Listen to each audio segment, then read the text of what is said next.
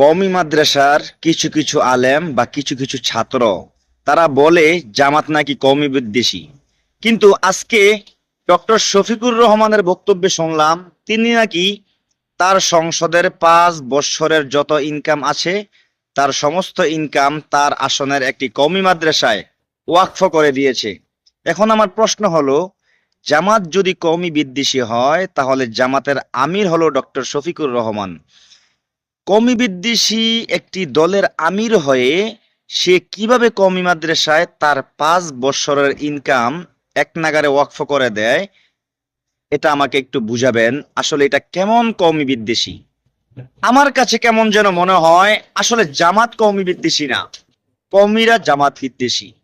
যদি কথাটা ঠিক বলে থাকি এটাও জানাবেন, আর যদি ভুল বলে থাকি তাহলে জানাবেন একজন কওমি বিদ্বেষী দলের প্রধান কিভাবে তার 5 বছরের ইনকাম কওমি মাদ্রাসায় ওয়াকফ করে দেয়।